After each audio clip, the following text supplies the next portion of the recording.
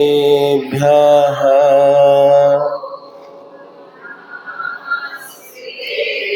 ॐ नमः सिद्धेभ्यः ॐ नमः सिद्धेभ्यः मङ्गलं भगवान् वीरो मङ्गलं गौतमो गणे मङ्गलं कुन्दकुन्दाद्यो जैनधर्मोऽस्तु मङ्गलम् सर्वमङ्गलमाङ्गल्यं सर्वकल्याणकारकम् प्रधानं सर्वधर्माणां जैनं जयतु शासनं वन्दे विद्यासागरम्। जय बोले अहिंसा परमो धर्म की। शासन नायक भगवान महावीर स्वामी की। आचार्य भगवान श्री कुंद महाराज की। आचार्य गुरुवर श्री विद्यासागर जी महाराज की। आचार्य श्री समय सागर जी महाराज की। उत्तम माधव धर्म की।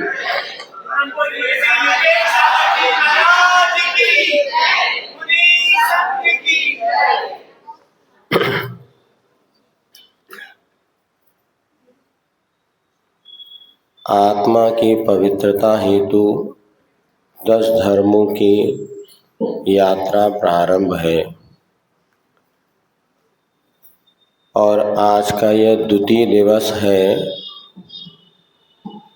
किंतु अद्वितीय है। दिवस कौन सा है? द्वितीय। अद्वितीय क्यों है? क्योंकि 4 गतियां होती हैं। 4 गतियों में मनुष्य गति एक ऐसी गति जिसमें मान कसाई की मुख्यता होती है। नाक के नीचे क्या होती है बब्बा? मुंह के भी ऊपर, नाक के नीचे मुंह और मुंह के ऊपर मूछ। एक बच्चे से सुन लो। एक बच्चे ने अपने टीचर से पूछा, नाक के नीचे मूछ क्यों होती है?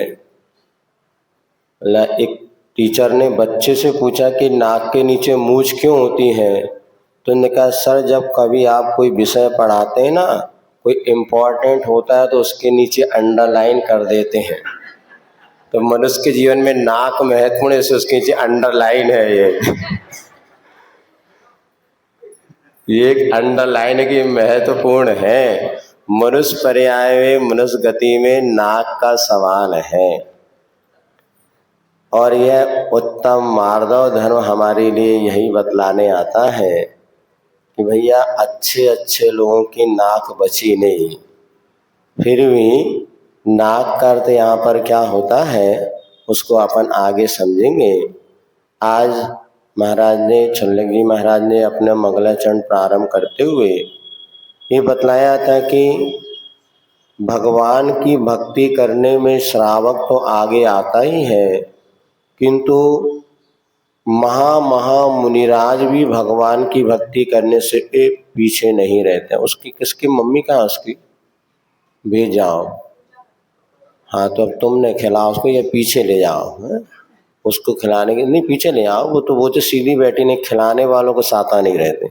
सही में उठा ले जाओ बेटा उसके, क्योंकि यहाँ शांति से कर लो। ड्राइवर के सामने बैठ के उधम करोगे तो गाड़ी कहीं भी घुस जाएगी। ड्राइवर के सामने सोना नहीं चाहिए और ना उधम कर। तो यदि करेंगे तो हाँ देख लो, नहीं तो ले आओ, वहाँ दे आओ या फिर बाद में आके बैठना। उसको नहीं रखो। छोटे बच्चों के लिए कोई प्रवचन नहीं है अभी। हाँ ले लो, बहुत अच्छे, भला करे भगवान। तुम आओ, चलिए। हाँ तो क्या कह रहे थे आपसे मतलब बड़े बड़े मुनिराज श्रमण भी भगवान की भक्ति से अछूते नहीं रहते। आचार्य महाराज ने भी 24 तीर्थंकर की स्तुति की और बृहद स्वयंभू स्तोत्र का पद्यानुवाद किया, जिसमें बहुत विशाल तरीके से प्रभु की स्तुति की। और प्रथम तीर्थंकर आदिनाथ भगवान की स्तुति करते हुए उन्होंने कुछ मांग रखी है। ये तो है, जब बच्चा जब तक रोता नहीं है तब तक माँ भी दूध नहीं पिलाती। तो भगवान से हम कुछ मांग सकते कि नहीं मांग सकते? नहीं, मांगने की कोई बुराई नहीं, तो हम तो मांगना तो है ही। मांगते ही रहते तुझसे सांझ सवेरे, भजन गाते हैं आप लोग, और मांगने में मुझको कोई शर्म? भगवान है कि भक्त भगवान से नहीं मांगेगा तो किससे मांगेगा? किंतु क्या मांगना, इसमें थोड़ा सा अंतर है। हम भगवान के चरणों में जाते हैं, हे भगवान हमारे लिए सुख संपत्ति धन पैसा परिवार बच्चा आदि ये सब मिले, लेकिन ये तो भगवान सब छोड़ दिए। जब उन्होंने सब छोड़ दिया, अब वो हमें क्या देंगे? फिर क्या मांगे?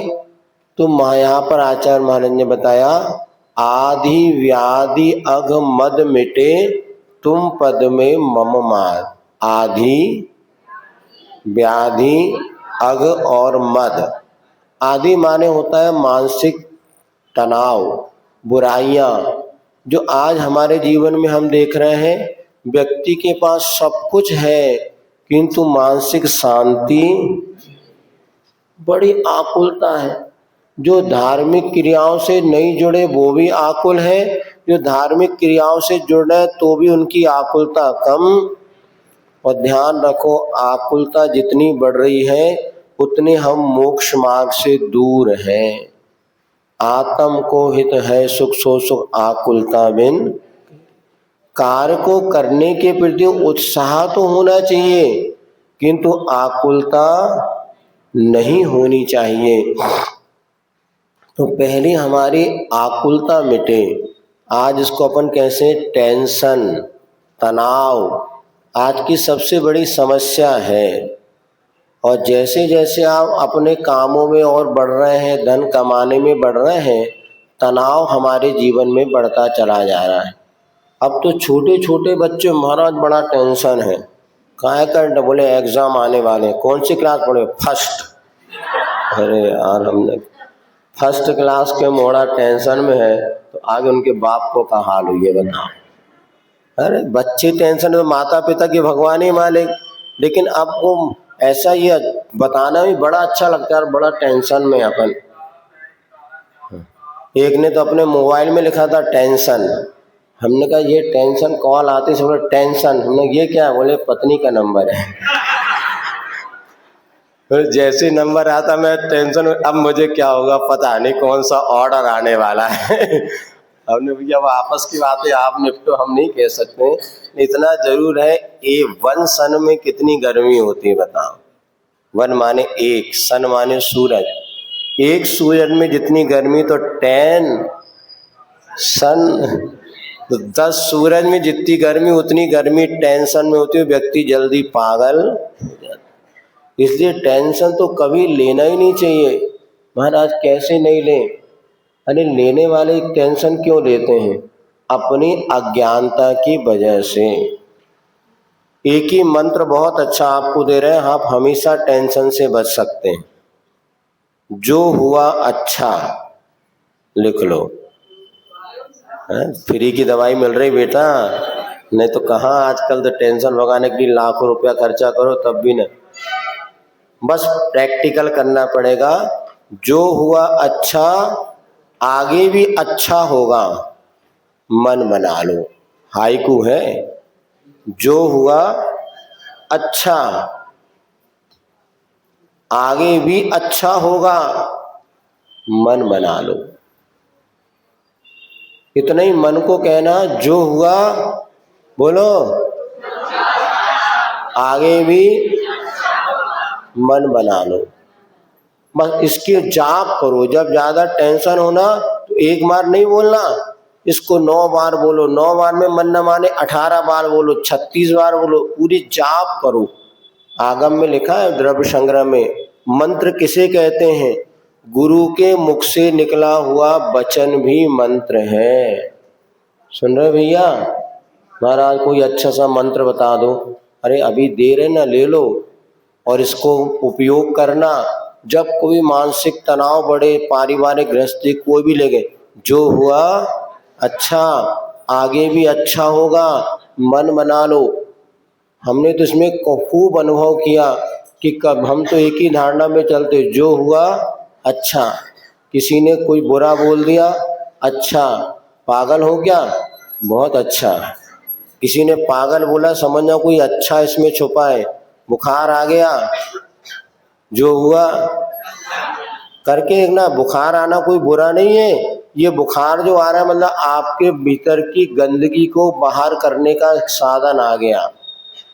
सर्दी हो गई, बोलो अच्छा हुआ, कम से कम भीतर जो जमा हुआ था, तुरंत दवाई खा लोगे तो गड़बड़ हो जाएगा।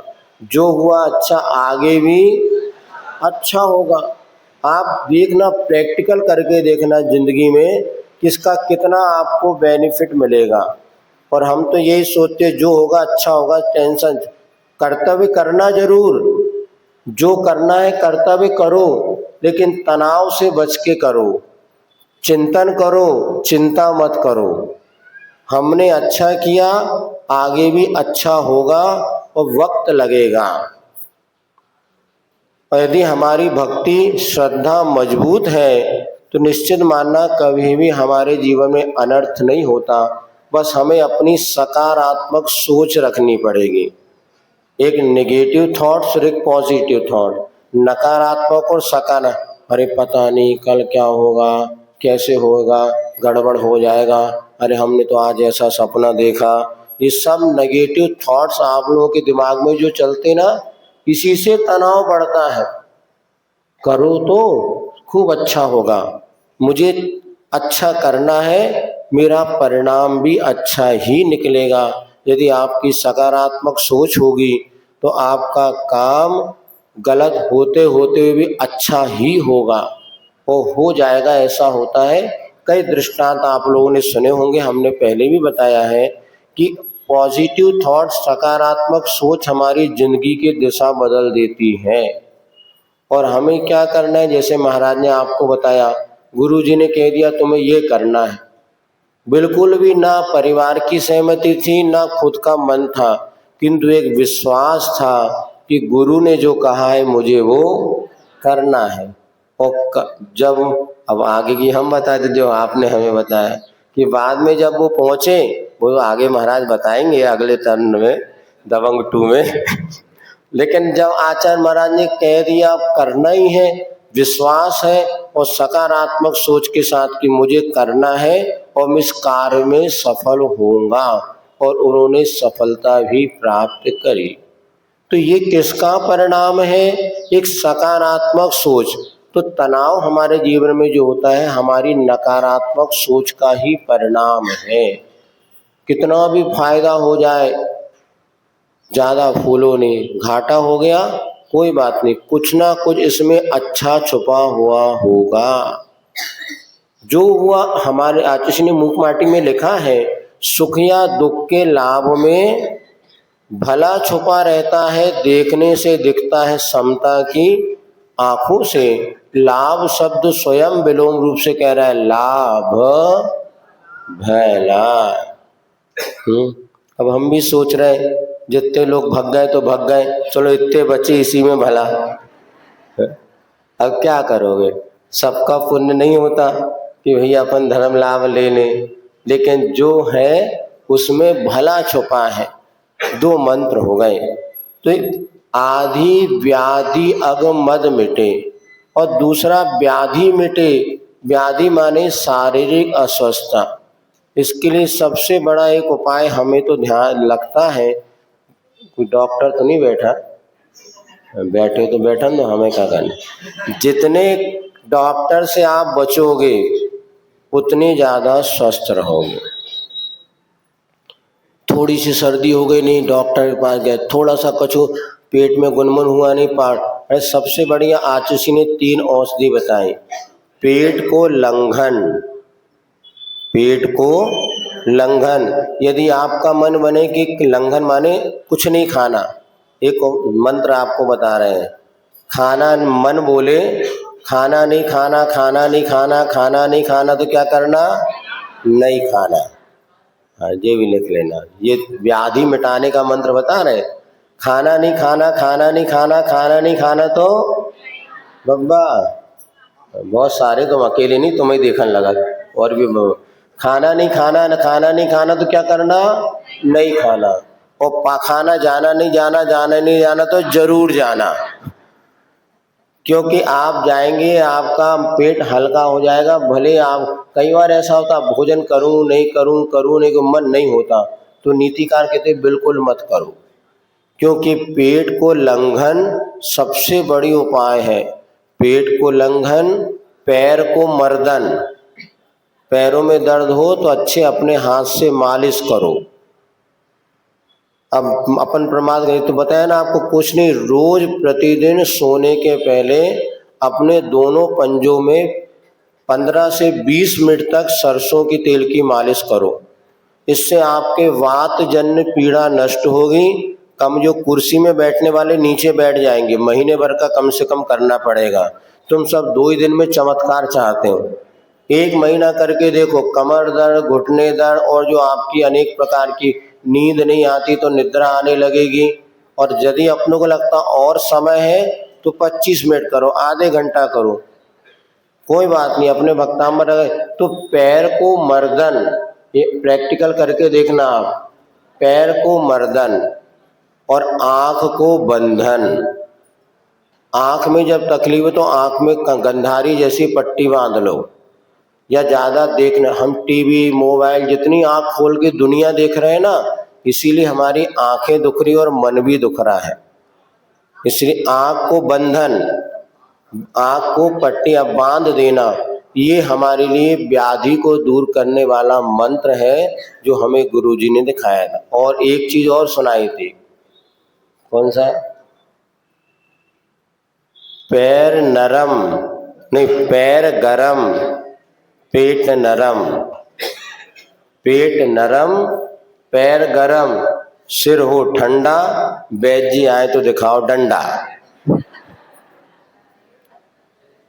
पैर गरम, पेट नरम, सिर हो ठंडा, वैद्य जी आए तो दिखाओ डंडा। इसका डंडा मारना नहीं है, लेकिन वैद्य आ भी जाए तो उसको बाय बाय टाटा, भाई हमें कोई आवश्यकता नहीं है। यदि आपका पैर गरम है तो पैर गरम करने के लिए क्या करना, मालिश तो बता दी, और अब मंदिर पैदल आने का मन बनाओ, ज्यादा से ज्यादा पैदल चलने का मन बनाओ। आजकल लाड़ी को गाड़ी देख के पांव दुखने लगते हैं, गाड़ी खड़ी है तो पांव दुख रहा है, वैसे वो सो जाएगा, लेकिन गाड़ी घर घर हो गई ना, इसलिए भैया तुम मंदिर छोड़ आ। अब वो आधे घंटे इंतजार कर रहे कोई हमें मंदिर छोड़ दे, किंतु 10 मिनट में पैदल मंदिर नहीं आ सकते, ऐसी लोगों की धारणा बन रही है। इसलिए पैर गरम रखो, पैर गरम होना स्वस्थता की निशानी है। इसके लिए मन बना लो, रोज प्रतिदिन जो घर मंदिर आपके घर से 2 किलोमीटर दूर है, रोज 2 किलोमीटर पैदल जाओ, और पैदल 4 किलोमीटर कम से कम चलो, फिर देखो इस स्वास्थ्य का। ये जैन साहब बैठे ना 72 से ऊपर के हो गए, लेकिन ये अभी भी देखो कैसे चमक रहे हैं। और क्या रोज इनका नियम है 4 से 6 किलोमीटर प्रतिदिन चलना।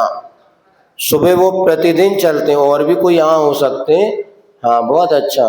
तो प्रतिदिन रामदेव बाबा तो कह रहे सब प्रतिदिन पैदल चलने से बड़ी कोई औषधि आपके लिए, पैर गरम रहेंगे। फिर पेट को क्या करना है, नरम।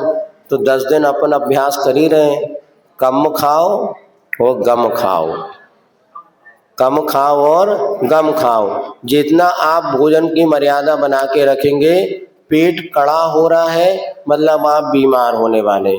इसलिए जिस दिन पेट कड़ा लगे, गैस बने, तो बढ़िया उपवास करो। 15 दिन में एक उपवास आपको बहुत बीमारियों से बचाएगा। पूरी बीमारी साफ तो नहीं होगी, किंतु जो बीमारी के उद्वेग में आप पलंग में पड़ जाते हैं, कम से कम पलंग में पड़ने लायक स्थिति नहीं बनेगी। इसलिए जितने लोग यहाँ बैठे हैं, मन बनाओ कि 15 दिन में एक दिन तो उपवास करना ही है, 7 दिन में करो तो और अच्छा, अपनी कीजिए सत्य, किंतु महीने में 2 उपवास औसत के समान होते हैं। हमारे जितने उपवास हुए ना, हमने कभी तपस्या के उद्देश्य से नहीं किया, सही बता रहे हैं। हम तो कहे भैया हमारा शरीर स्वस्थ रहेगा तो कर लो, क्योंकि शरीर स्वस्थ रहेगा तो आगे रत्नत्रय का निर्दोष पालन होगा, और शरीर बिगड़ेगा तो सारी असंयम की प्रवृत्ति इस देह पर आधारित हो जाती है। तो एक बार आचार्य महाराज ने हमें बुला के कहा था, तब से हमने किया और उसका अनुभव कर रहे हैं कि तकलीफ सब कुछ हो लेकिन धर्म ध्यान कभी भी नहीं छूटता। सुन रहे हैं आप लोग, कितना भी कष्ट आ जाए लेकिन हमारा धर्म ध्यान ना छूटे तो पेट को लंघन और पैर को नहीं, सॉरी, आंख ठीक, हाँ, पैर गरम पेट नरम और सिर हो ठंडा। तो सिर ठंडा रखने की दवाई पहले बता दी आपको, जो हुआ जो होगा बस मन बना लो, और दूसरे एक और लिख लो, जो प्राप्त है सो पर्याप्त है, हमेशा मन ठंडा रहेगा। जो प्राप्त है सो, जो नहीं मिला उसकी चिंता में टेंशन ज्यादा है। देखो उसको इतना अच्छा मिला, हमें नहीं मिला, उनको बढ़िया रहने को कमरा मिला, हमें नहीं मिला, उनके पास, अरे जो मिला अपने भाग से बहुत अच्छा है। किसी को गोरा रंग मिला, किसी को काला रंग मिला, कोई लंबा है, कोई मोटा है, कोई पतला है, कोई जैसा है। अब जैसा है तो है, जो मिला हमारे भाग्य से हमें मिला, जो प्राप्त है सो पर्याप्त है। इतनी बुद्धि हो गई, कभी टेंशन नहीं होगा। हर व्यक्ति दूसरे को देख करके दुखी होता है कि भैया उनको इतना है, हमारे पास कुछ नहीं। अरे कुछ नहीं, जो प्राप्त है सो पर्याप्त है। हमारा इतना ही पुण्य था, अपने यहाँ तो अपन कितना भी व्यवस्था बनाने चलो, हमने जिंदगी में देख लिया किसी को भाग से ज्यादा मिलता ही नहीं। कई बार हम लोगों ने देने का, समझाने का प्रयास किया, फिर हमने महाराजों को बता दिया, भैया महाराज एक ही मंत्र है अपने पास, जाकी जितनी बुद्धि उतनी दियो चलाए, और ताको बुरो न मानिए और कहाँ से लाए। अब जिसका जितना पुण्य है उतना ही वो का, उससे ज्यादा होता नहीं है। सामने वाला करना भी चाहता है किंतु उतना उसके पास पुण्य नहीं होता। तो अपने पास जितना पुण्य है, जितनी संपत्ति है, जितना पारिवारिक सुख वैभव है, जो प्राप्त है सो पर्याप्त है।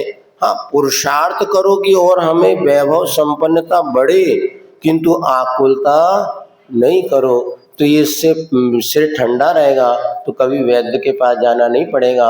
आदि व्याधि अग माने 5 पाप हमारे दूर हो जाए, वो इस पर करने के लिए अपन 10 लगते हैं धर्म बना रहे हैं। आदि अग मद मिटे। अब जहाँ पर जो चौथी बात आज कही गई है, मद माने अहंकार हमारा दूर हो जाए। हम किसको लेके अहंकार करते हैं बताओ? जिसको लेके अहंकार करते हैं वो स्थायी है क्या? कहाँ गए चक्रिय जिन जीता भरत खंड सारा, कहाँ गए वे राम रु लक्ष्मण जिन रावण मारा।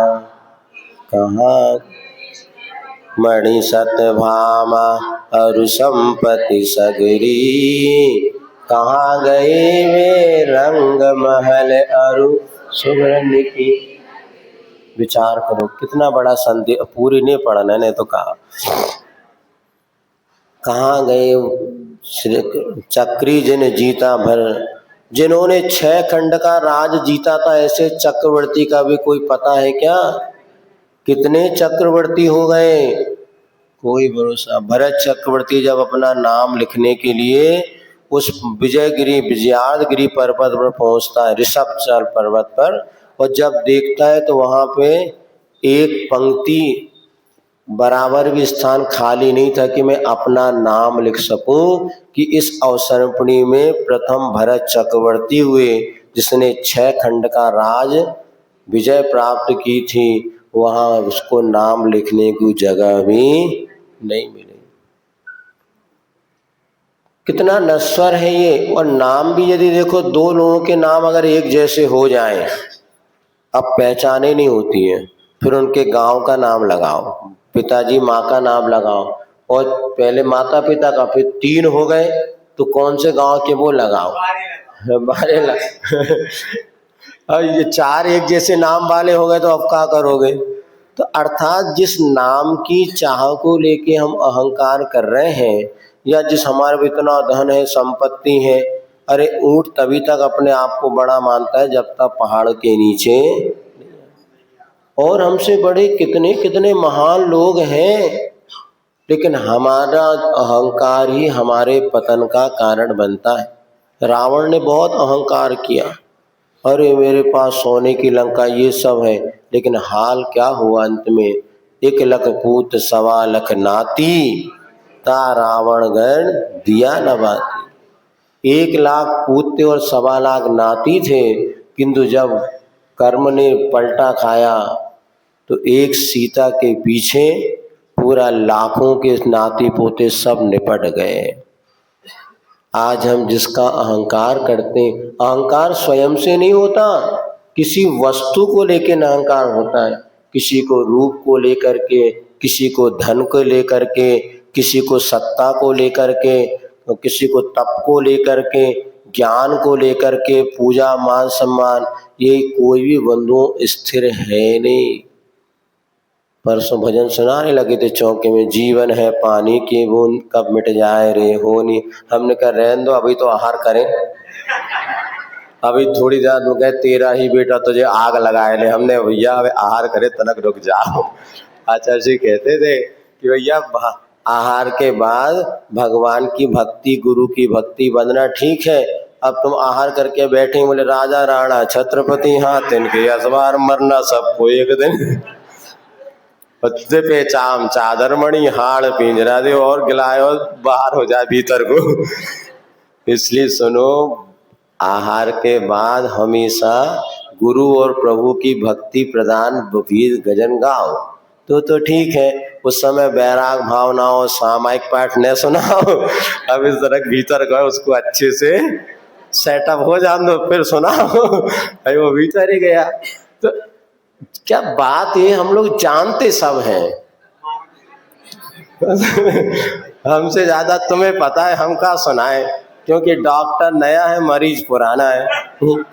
सब मरीज को पता है कि हम महाराज क्या बोलने वाले, तुमको भी सब पता है, लेकिन फिर भी क्या करें, अनादिकाल के संस्कार हैं। फिर भी जब तक मरीज आता रहेगा तब तक हम दवाई तो लिखते रहेंगे। ऐसा हो ही नहीं सकता आप वैद्य के पास जाओ कितनी आप स्वस्थ रहने दो, अब दवाई की आवश्यकता। इसीलिए स्वस्थ रहना हो तो जितने आपको सुनो डॉक्टरी दवाई मेडिसिन से आप बचो। ये दवाइयाँ ही आपको सारी जिंदगी के लिए गुलाम बना दे रही हैं। और कोई बिना दवाई खाए मर रहा हो ऐसा नहीं। दवाई खाने वाले जल्दी जा सकते हैं, किंतु दवाई नहीं खाने वाले बहुत स्वस्थ रह सकते हैं। भोजन ही आहार कोई औषधि बनाना। आचार्य महाराज बार बार हम लोगों से एक ही बात कहते थे, आहार को ही औषध बनाओ। अपने भोजन में जो प्रतिकूल है उसको अलग करो, अनुकूल वस्तु का सेवन करो, और नहीं है तो उपवास आदि करने से सब विकार दूर हो जाता है। तो जिस शरीर को लेके अपन अहंकार कर देते हैं वो भी कितने समय तक साथ में रहने वाला, शरीर भी छूट जाता है। रूप रंग का अपन अहंकार करते हैं। सनत चक्रवर्ती की एक दिन घटना आपको सुनाई थी, कहाँ ऐसा सुंदर रूप कि देवता उसके रूप को देखने आ गए, लेकिन वही देवता ने जब कुछ देर बाद देखा तो शरीर कुष्ठ रोग से पीड़ित हो गया था। अर्थात ये सारे के सारे नश्वर पदार्थों को लेकर के हम अहंकार ना करें। आज का धर्म हमें यही बताता है कि उत्तम मार्दव धर्म, अर्थात मान कसाय का जितने हम अपने आप में अभाव करेंगे उतना मार्दव धर्म हमारे भीतर ही है। कल हमने आपको बताया था ना, धर्म को खोजना है कि खोदना है। बाहर कहीं धर्म मिलने वाला नहीं, किसी बाजार में नहीं मिलेगा, लेकिन अपने भीतर ही धर्म है। अपनी निधि तो अपने में है, बाह्य वस्तु में व्यर्थ प्रयास। जग का सुख तो मृग तृष्णा है, झूठे हैं उसके पुर। बात आ रही ना समझ में? अपनी निधि तो अपने में ही है, मृदुता हमारा स्वभाव है, लेकिन हम इन जड़ पदार्थों को लेके अहंकार कर जाते हैं। और अहंकार करने के बाद भी क्या होता? कुछ प्रसन्नता नहीं होती, अपितु और मन में ग्लानि होती है। बहुत बड़ी प्रतिमा बनवाई, कहाँ पर बनवाई? गोमटेश भावनी श्रवण बोलगोला में किसने बनवाई? चामुंड राय ने। किसके लिए बनवाई? अपनी माँ के लिए। कब बनवाई? 982, 1900 नहीं रहे, 982 या 83 दो बार। तो जब वो प्रतिमा बनवाई, और प्रतिमा बनवाने के बाद इतनी सुंदर इतनी बड़ी प्रतिमा मैंने बनवाई, और मन में अहंकार आ गया कि भैया ये प्रतिमा का प्रथम अभिषेक तो मैं ही करूँगा। जब मैंने इतनी, देखो आना कोई बड़ी बात नहीं थी, और उस व्यक्ति ने वैसा किया भी था। बताते हैं जब उसने प्रतिमा बनाने के लिए जब शिल्पी को बुलाया तो उसको कहा था ये जो पाड़ा पाषाण खंड है ना, इसमें से जब प्रतिमा निकलने के बाद बाहर जितना पत्थर निकलेगा, प्रतिमा को तो जितना, उतनी तौल का सोना मैं तुझे दान में दूंगा। इस पुण्य कहते हैं ना न्यौछावर राशि, इस प्रतिमा का न्यौछावर राशि क्या? सुन रहे पत्थर वालों? तो पत्थर की बात है तो पत्थर वालों को जल्दी सुन। तो पत्थर में जितना पत्थर शेष निकलेगा उतने पत्थर का सोना मैं दूंगा। और वो जो शिल्पी था उसके मन में भी लोभ आ गया, और वो बताते हैं पत्थर बनाने के बहुत लोभ के और अहंकार से काम भी करने लगा। एक दिन माँ के सामने बैठ के भोजन कर रहा था। माँ वो होती है जो बच्चे की दिल की बात पकड़ लेती है। माँ ने कहा बेटा आज कुछ गड़बड़ लग रहा है तेरे चेहरे से, इसलिए कहा ना माँ को हमेशा हर पुरुष और मैं सभी को भोजन करना माँ के हाथ से चाहे जहर हो।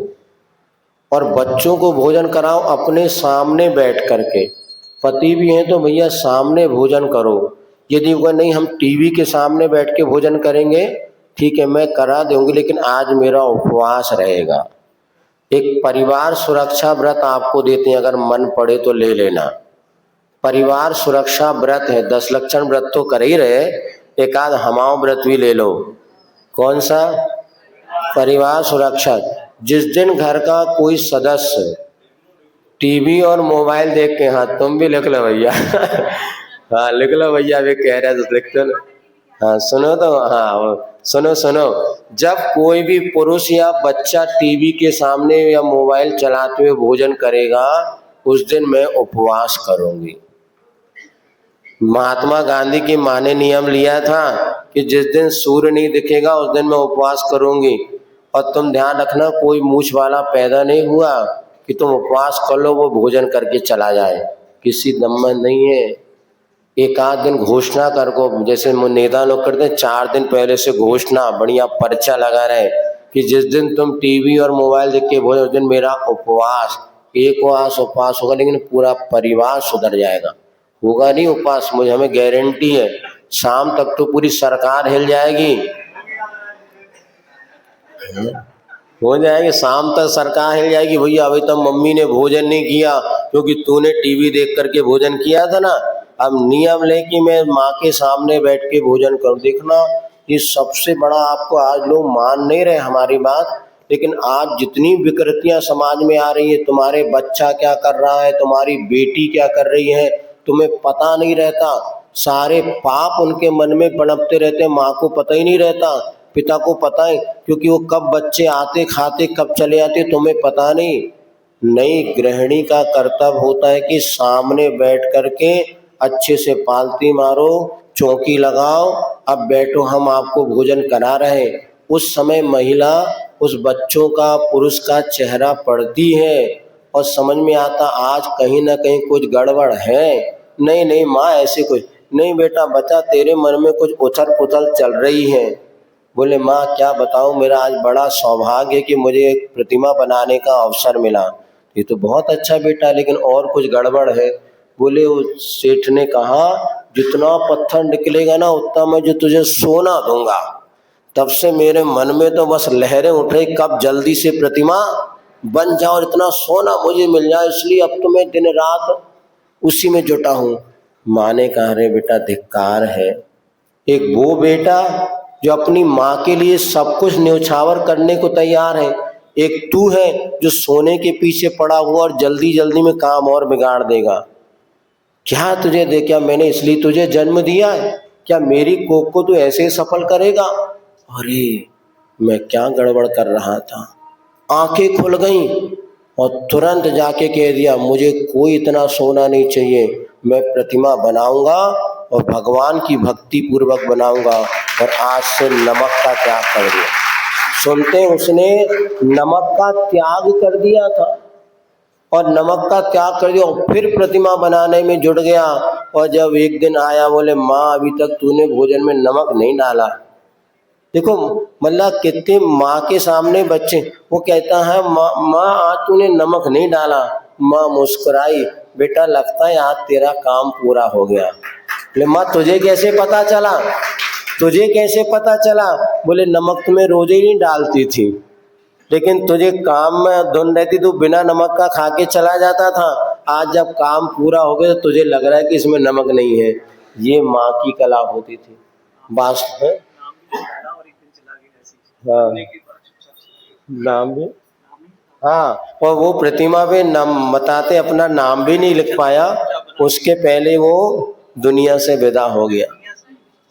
अच्छा वो जगह छोड़ करके वहां से चला गया, कहीं मुझे अहंकार ना आ जाए।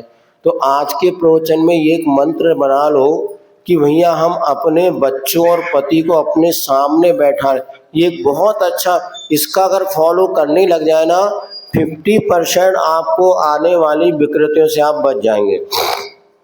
वो नहीं मानेंगे कोई बात नहीं, हमारा उपास 10 लक्षण में चल ही रहे, वैसे 2-4 हो जाए तो क्या चिंता, लेकिन हड़ताल तो हड़ताल है?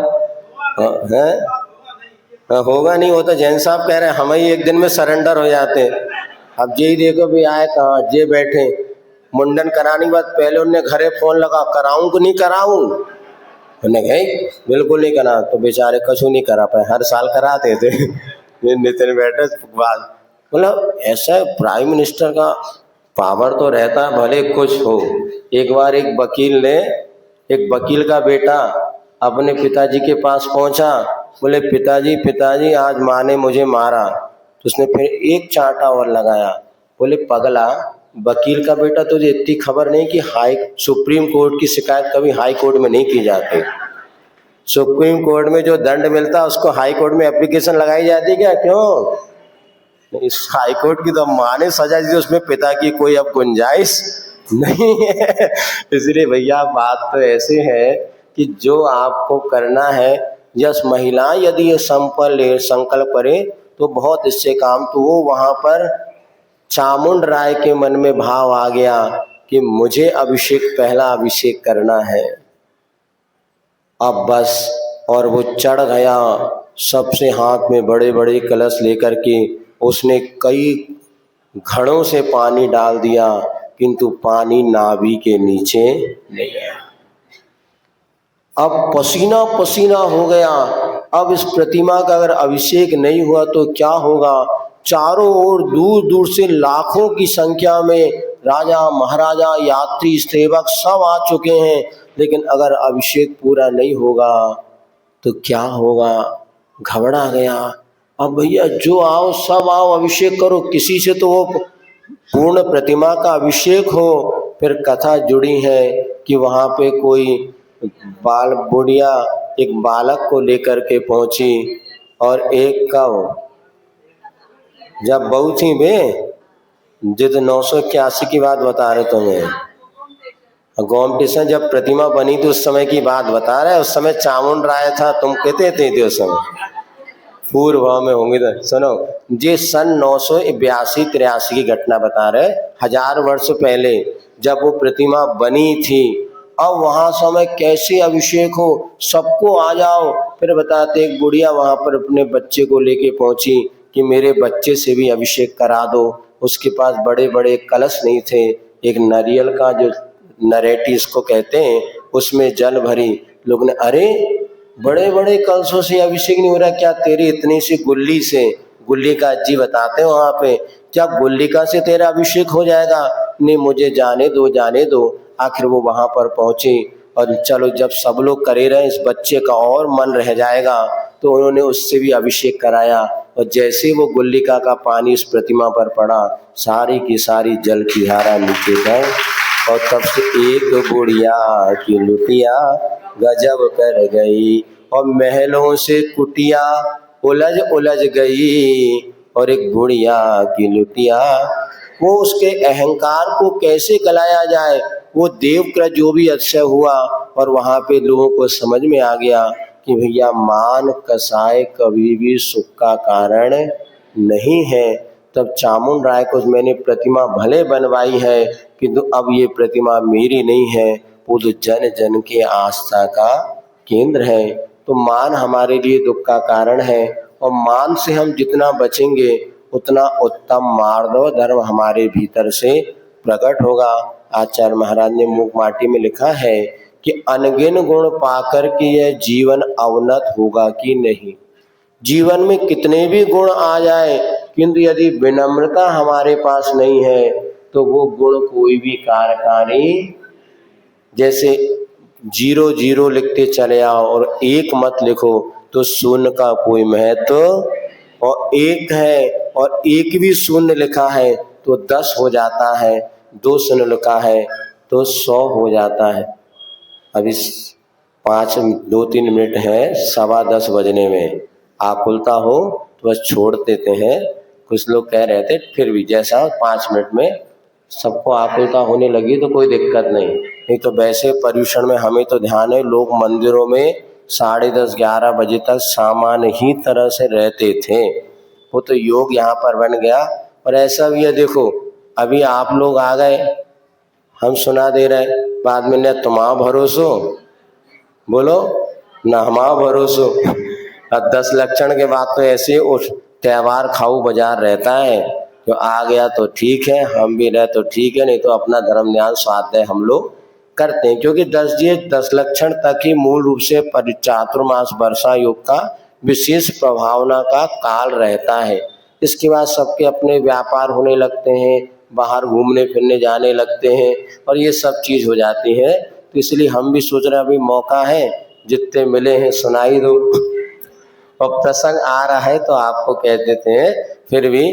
तो क्या कह रहे थे, विनम्रता का जीवन में बड़ा महत्व है। जैसे 1 अंक का महत्व है, आज हम देख रहे हैं जैसे जैसे शिक्षा आदि का विकास हो रहा है, किंतु मृदुता मुलायम बना नष्ट होता चला जा रहा है। माटी जो सीमेंट होती ना, सीमेंट से मकान या बड़े बड़े महल खड़े कर सकते हैं, लेकिन वही सीमेंट जब पत्थर बन जाती है तो फेंकना ही पड़ता, कोई काम की। कड़कपन आ गया। आज हम देखते बड़ों के जो छोटे छोटे बच्चों में जो मृदुता थी, जो उनके पास मुलायमपन था, जो उनके हृदय में एक विनम्रता थी, वो भाव दूर हो गया।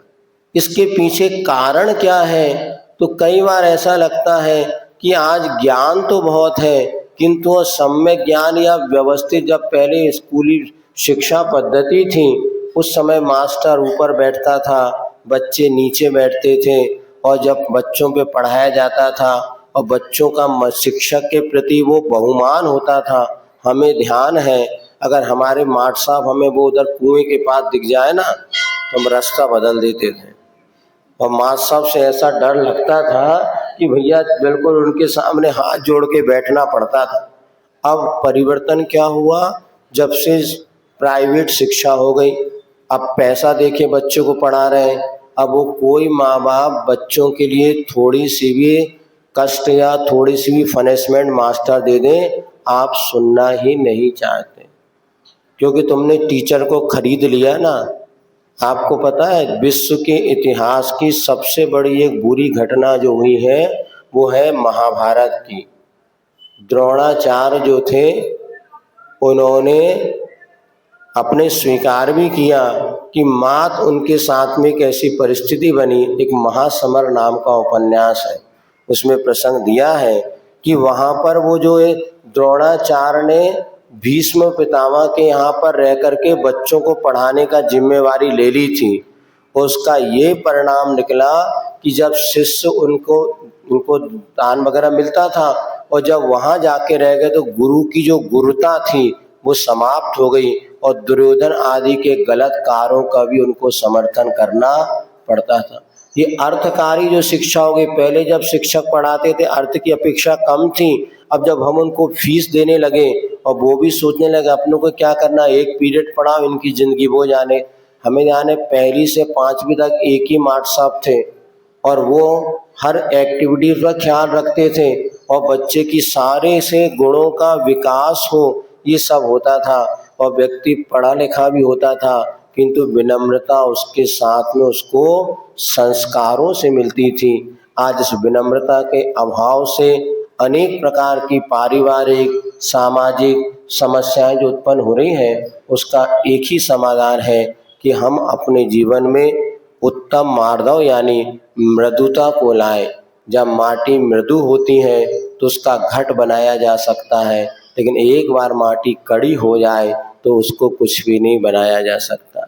इसीलिए विनम्रता बहुत आवश्यक है। आचार्य महाराज ने एक दोहा लिखा है, उन्नत बनने नत बनो लघु से राघव होए। जब आप शिखर जी का पहाड़ चढ़ना चाहते हैं तो सीधे खड़े खड़े नहीं चढ़ सकते, झुकना तो, जो झुकेगा वही उठेगा, जो विनम्र होता है वही चढ़ेगा और जो विनम्र नहीं है अक्कड़पन तो खास मुर्दे की पहचान है। मुर्दा कैसा होता है, कड़ा होता है, अकड़ जाता है, लेकिन जो जिंदा होता है, सुन रहे, वो विनम्र होता है। यह हमारी विनम्रता हमारे जिंदापन की पहचान है। इसीलिए हमें अपने जीवन में जितना हो सके बड़ों को प्रति विनम्र, इसको विनय भी कहा है। 16 कारण भावना में विनय नाम दर्शन विशुद्धि के बाद विनय आता है। तीर्थंकर प्रकृति का बंध का कारण है। यदि हम दूसरों की विनय करते हैं और इसके बाद विनय मोक्ष का द्वार कहा है, विनय को प्रायश्चित में लिया है, ये तप है। इस प्रकार से विनम्रता हमारे जीवन में बहुत अनिवार्य है। हम संसार की बाहरी वस्तु की नश्वरता को समझें और ये विनम्रता मार्दव धर्म का हमारे जीवन में कितना मूल्य है इसको समझें। और किसी भी प्रकार से यदि हमने अपने मन को मना लिया कि भैया हमें अहंकार नहीं करना, हमें तो विनम्रता करना है, कोई कितना भी व्यक्ति सामने आपके आ गए और अहंकारी बन जाए तो भी यदि आप विनम्र रहेंगे तो निश्चित है उसकी कठोरता भी विनम्रता में परिवर्तित हो सकती है। 10 लक्षण पर्व चल रहे हैं, आज आपका दूसरा दिन है और कल से जो व्यवस्थाएं थोड़ी 19-20 थी आज थोड़ी अच्छी हो गई। अब 1-2 दिन में और व्यवस्था, अब भैया इतनी भी ज़्यादा अच्छी ना बना दी कोई घर ही ना जाए। ज़्यादा अच्छी हो जाए तो कोई घर जाने का मन नहीं होगा तो भी मुश्किल हो जाएगी। इसलिए थोड़ी बहुत तो कमी बनी रहना चाहिए, क्योंकि अभी सब घर छोड़ कर के आए भी हैं तो मात्र 10 दिन के लिए आए हैं, 11वें दिन तो उनको वहीं पर जाके रखना है। किंतु 10 दिन में ऐसे संस्कार हमारे भीतर आत्मा पर पड़ जाए कि हम अपने मन को पवित्र बनाते हुए और क्रमशः अपने आत्मा को उज्जवल बनाने का पुरुषार्थ कर सकें। इतना ही रखना पर्याप्त है, अन्यथा लोगों की आकुलता का कारण बन सकता है। हमारे लिए भी अपना समय हो रहा है तो आपको उत्तम क्षमा धर्म कल हो गया, आज मार्दव धर्म है। कोशिश हमें ये करना कि हमें विनम्र बनना है, नम्र बनना है, क्योंकि जितने हमारे जीवन में विनम्रता आएगी उतना हमारा जीवन उन्नत बनेगा। जो तुमसे झुककर मिला होगा निश्चित वो बहुत बड़ा आदमी होगा। देखना आप जितने बड़े बड़े पोस्ट पे अफसर आदि होते हैं उनके पास बड़ी विनम्रता होती है। जो छोटा व्यक्ति होता है, जो निम्न प्रवृत्ति वाला, उसके पास विनय नहीं रहती, और बड़ा जितना व्यक्ति होगा विनम्रता से वो हाथ जोड़ करके खड़े रहेगा। गुरुजी के पास मोदी जी आते थे और हाथ जोड़ करके खड़े रहते, उनके फोटो वगैरह जब देखो, कहाँ देश का प्रधानमंत्री, यद्यपि गुरुजी अपने उनसे कोई कम नहीं थे, लेकिन बात बता रहे आज व्यवहारिक दृष्टिकोण में जो अपने आप को अहंकारी मान लेते हैं, वो संतों के प्रति झुकने में भी उनको बड़ी शर्म आई। अभी भी हम देख रहे हैं, तुम्हारे मोड़ा मोड़ी यहीं पर देख रहे हैं, मात्र 10% लोग ऐसे होंगे जो कभी बैठ करके विनय कर नमोस्तु करने वाले होंगे। 90% बच्चे आ रहे हैं सब खड़े। ये क्या कर रहे हैं आप अपनों कहो तो लगता है कोई ये ना सोचे कि महाराज क्यों कह रहे हैं, अरे बैठ के अच्छे से नमोस्तु करना। हमने अपने बच्चों को ये भी नहीं सिखाया। मंदिर में भी कई लोग यहाँ खड़े खड़े अर्घ चढ़ा देंगे, ऐसा करके बैठ के भी तक नमोस्तु, कारण इनके संस्कार नहीं है ना। अब जिन स्कूल में तुम भेज रहे हो ये कर रहे हैं, खड़े खड़े वो हाथ पैर जोड़ लिया और कभी उन्होंने भगवान के नहीं जोड़े, माँ बाप के नहीं जोड़े, गुरु को नहीं जोड़े, तो उनके जीवन में मूल जो विकास का साधन था विनम्रता दूर होती चली जा रही है। इसलिए सबको सावधान होना है। यदि देव शास्त्र गुरु के प्रति विनम्रता हमारे जीवन का विकास का कारण बनती है और ये विनम्रता अगर हम अपने जीवन में अपना ली, निश्चित हमारे भीतर उत्तम मार्दव धर्म प्रकट होगा। आज नहीं तो कल हम अपने इस पथ पर चलते चलते स्वयं भगवान बन सकेंगे।